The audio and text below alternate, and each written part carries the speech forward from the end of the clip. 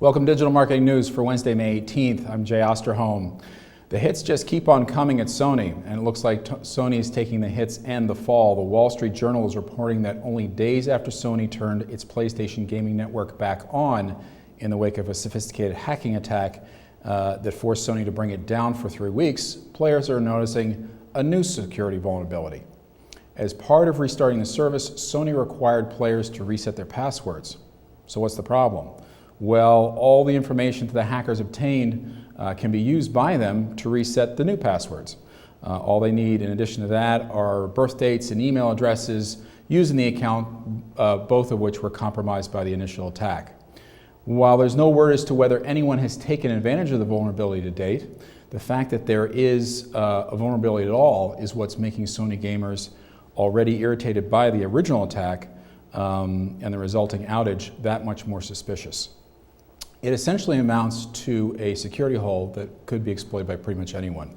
Word of the latest troubles come only the day after Sony rolled out its big executive guns, namely Sony CEO Howard Stringer, as part of a PR offensive to start repairing the damage to its reputation.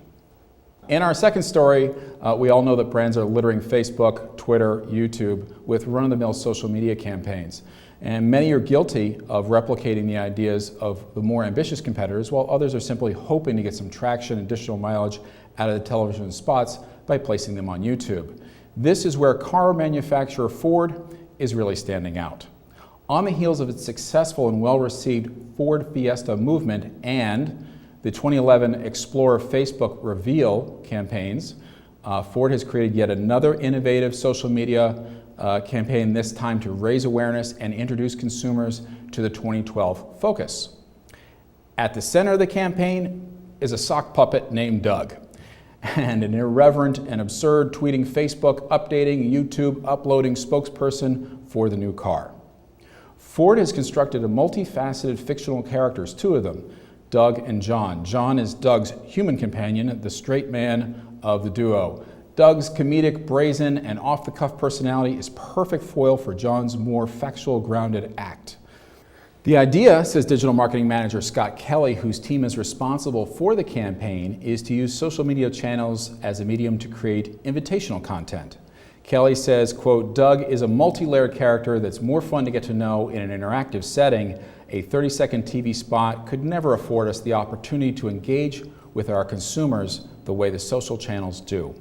He goes on to say, quote, the videos are an introduction to him and John, but the real fun begins when people can talk to Doug and have him talk back.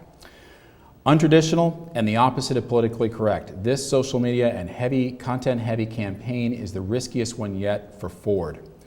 Doug is symbolic of the redesigned Focus. He's the opposite of what you'd expect. Quote, the 2012 Focus is nothing like the past Focus, and Doug is supposed to serve as a provocateur who gets people to take a left turn in their day, says Kelly. Let's take a look at a little bit of the TV spot.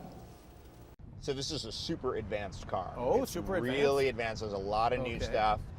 Give you turn-by-turn directions. Great. That's a total touch screen right Good. here. It's I like the touch screen. It's like a phone, basically. It's a smartphone that you can drive. Oh, finally. Every time I look at my phone, I'm thinking, why can't I drive you? Well, your idiot. prayers are answered, man. This is the car. It'll I'm give not you really a praying turn-by-turn person. directions. Okay. You can tell it to play a particular artist on your MP3 player. Oh, you can will order play it to that do artist. stuff. Yes. I like it. Yes, it's Car, really cool. make me a sandwich.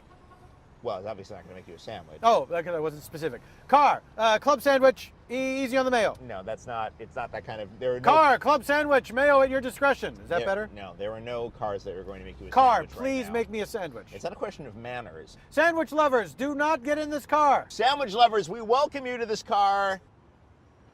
The company intentionally made Doug a sock puppet so he could say and do things that might not be acceptable for a human spokesperson. Doug is Ford's license to walk on the wild side. And in our third story, the Obama 2012 campaign has started selling the Made in USA t-shirts and coffee mugs on its website, featuring the slogan of what is typically printed on goods produced in the United States, along with a picture of the president. The merchandise is an obvious reference to the controversy surrounding Barack Obama's birth certificate, which the White House posted online in April, proving he's actually a citizen of the United States. Both the shirt and the mug can be had for a minimum donation to the campaign of $30 and $15 respectively. Although the birth certificate may seem like last month's story, an Obama official told ABC News that the merchandise is being released now in part to combat the new book by Jerome Korsky titled "Where's the Birth Certificate? The Case That Barack Obama is Not Eligible to be President." Please check back tomorrow for an all-new episode of Digital Marketing News.